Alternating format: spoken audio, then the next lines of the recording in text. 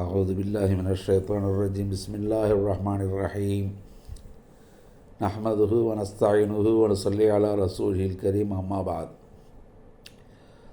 قال الله تعالى في القرآن الكريم والقمر قدرناه منازل حتى عاد كالأرجون القديم சந்திரனையும் நாம் அவர்களுக்கு ஒரு சான்றாக ஆக்கியுள்ளோம். அது பழைய பேரித்தம்பழ குலை காம்பை போல் வளைந்து பிறையைப் போல் ஆகும் வரை அது கடந்து செல்லத்தக்க தங்குமிடங்களை நாம் ஏற்படுத்தியுள்ளோம் என்று அல்லாஹ் சொல்லுகின்றான். அருமையானவர்களே, தப்சீர் ஷாராவியுடைய சூரா யாசீனின் விளக்கங்களை தொடர்ந்து நான் இந்த வீடியோவிலே பேசி உங்களுக்கு சமர்ப்பணம் செய்து கொண்டிருக்கிறேன். தப்சீர் ஷாராவி என்ற இந்த நூலில் இமாம் முஹம்மது முத்தவல்லி ஷாராவி ரஹ்மத்துல்லா அவர்கள் தமது தெளிவான தப்சீர்களை முன்வைக்கின்றார்கள். அவற்றையும் இங்கே நாம் தருகின்றோம். இதற்கடுத்து தனியாக இதன் பின்னணியில் அமைந்திருக்கக்கூடிய அறிவியல் சான்றுகளையும் தனியாக நாம் உங்களுக்கு தருகின்றோம். அந்த அடிப்படையில் சந்திரனை குறித்து இப்போது நாம் இங்கே காண்கின்றோம். அல்லாஹு தஆலா ஒளிதரும் கருவியான சூரியனை பற்றி முந்திய வசனத்தில் பேசிய பிறகு இங்கே இந்த வசனத்தில் சந்திரனை குறித்து பேச வருகிறான்.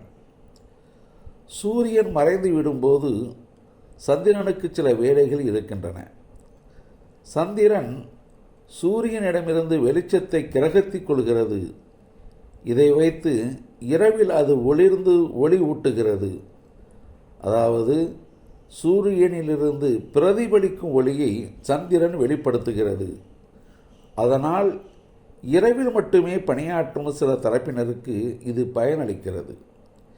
இரவு ரோந்து பணி செய்வோர், வாசல் காவலர், பாதுகாப்பு துறையினர், பேக்கரி தொழிலாளர்கள் மற்றும் இதுபோல் பணியில் உள்ளோர் சந்திரனின் ஒளியை கொண்டு இரவில் பயன்பெறுவோராகும்.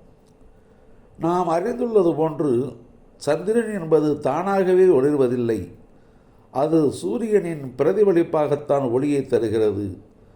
அதன் ஒளி சாந்தமானது, அமைதியானது. அதனால்தான் அதற்கு மின்னொளி என்று கூறுவர்.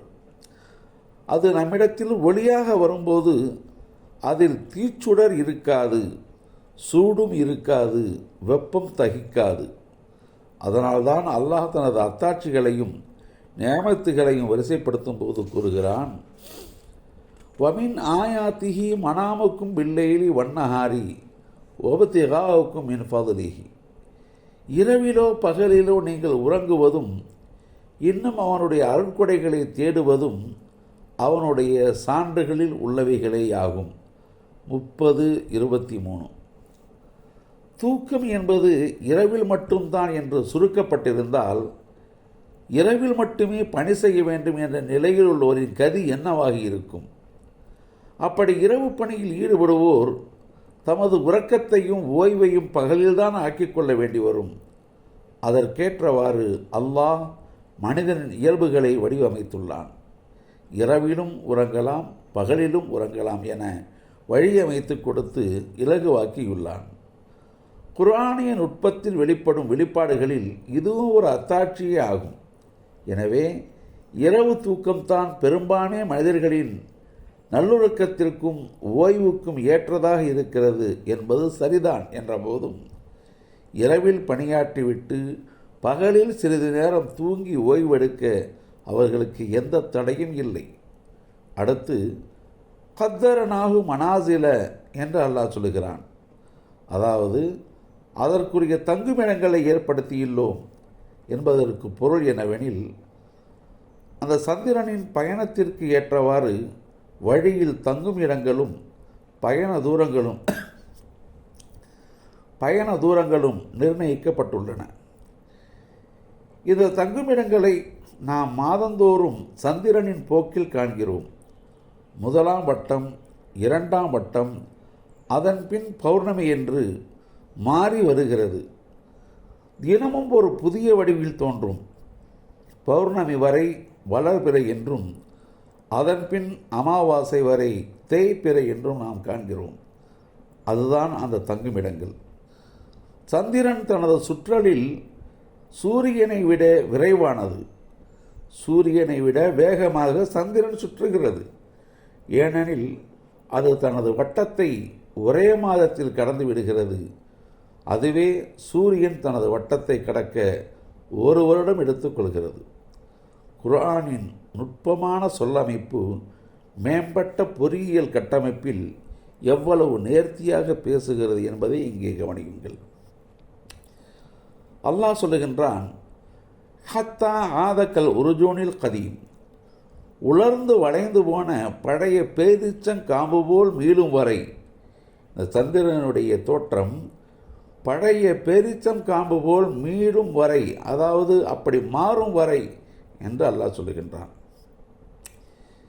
இது சந்திரனின் தங்குமிடத்தின் இறுதி பகுதியை உருவகப்படுத்தி காட்டும் ஒரு ஓமையாகும். அரேபிய சூழலை ஒட்டி இப்படி விளக்கம் தரப்படுகிறது.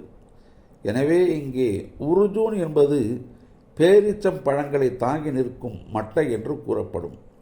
அதாவது பேரீச்சை மரம் காய்த்து குலையாக தொங்கும்போது அந்த காம்பு காய்ந்து வளைந்து போயிருக்கும்.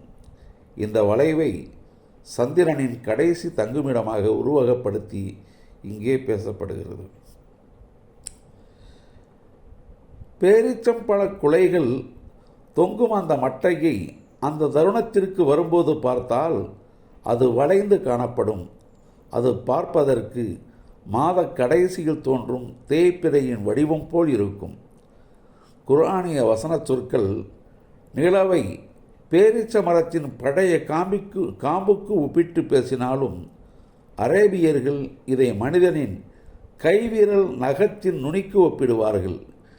விரல் நகத்தின் நுனி வளைந்திருக்கும் வடிவம் சந்திரனின் மாத கடைசி தோற்றம் என்பது அவர்களின் ஒப்பீடாகும்.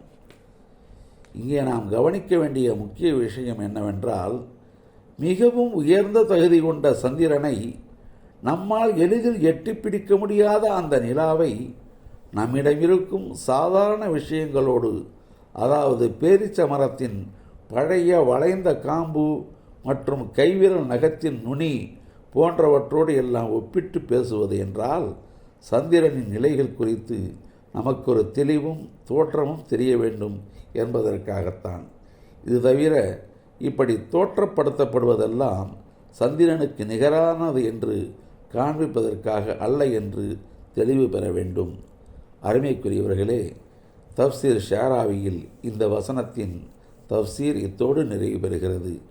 இதை எட்டி வரக்கூடிய அறிவியல் விஷயங்களை நாம் இன்னொரு வீடியோவாக தனியே போடுவோம்.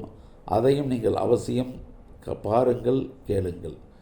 இந்த சேனலையும் சப்ஸ்கிரைப் செய்து வைத்துக் கொள்ளுங்கள். ஏனெனில் இதில் தொடர்ந்து தஃப்சீர் செய்திகள் மட்டுமே வருகின்றன. அருமைக்குரியவர்களே, தஃப்சீர் ஷாராவி என்ற இந்த அற்புதமான ஒரு நல்ல உயர்ந்த நூல் உங்கள் கைகளில் இருக்க வேண்டும். இதனை நாம் சூரத்துல் ஃபாத்திஹா, சூரத்துல் பக்ரா, ஆல இம்ரான் போன்றவற்றிற்கு தஃப்சீர்களை எழுதி 10 பாகங்களாக வெளியீடு செய்துவிட்டோம். அத்தோடு நாம் பேசி வரக்கூடிய இந்த சூரா யாசீனுக்கும் தனி ஒரு பாகமாக 11 பாகங்கள் இதுவரைக்கும் வெளியிட்டிருக்கிறோம். அதே நேரத்தில் இன்றைய நாள் வரை சூரத் அன்ஆமை நிறைவு செய்யும் இடத்திற்கு வந்திருக்கிறோம். நாம் வெளியிட்டுள்ள அளவை விட கூடுதலாக இன்னொரு பகுதி வெளியிட வேண்டியிருக்கிறது. அப்படியானால் இந்த 7 ஜூதுகளுடைய முடிவுகளுக்கு மட்டும் 23 பாகங்கள் தேவைப்படுகிறது. அல்லாஹு அக்பர்! அவ்வளவு மிக தெளிவான விஷயங்கள் நிறைந்த இந்த தஃப்சீரை உங்கள் கைகளில் வைத்துக் கொள்ளுங்கள். உங்கள் வீடுகளில் வையுங்கள். உங்கள் பிள்ளைகள் படிக்கட்டும், மனைவி மக்கள் படிக்கட்டும். அதேபோன்று உங்கள் ஊர் பள்ளிவாசலுக்கு, மதரசாக்களுக்கு, நிஸ்வான் மதரசாக்களுக்கு, நூலகங்களுக்கு வாங்கி அன்பளிப்பு செய்யுங்கள். அதன் மூலமாக அவர்கள் படிப்பதன் மூலமாக உங்களுக்கு அதிகமான நன்மைகள் வந்து சேரும். அவற்றை இம்மையிலும் மறுமையிலும் நீங்கள் அடையப் பெறுவீர்கள் என்பதை அறிந்து கொண்டு இதற்கு ஆதரவளியுங்கள். வாஹிர் தாவானா அனில் அல்ஹம்துலில்லாஹி ரப்பில் ஆலமீன். அஸ்ஸலாமு அலைக்கும்.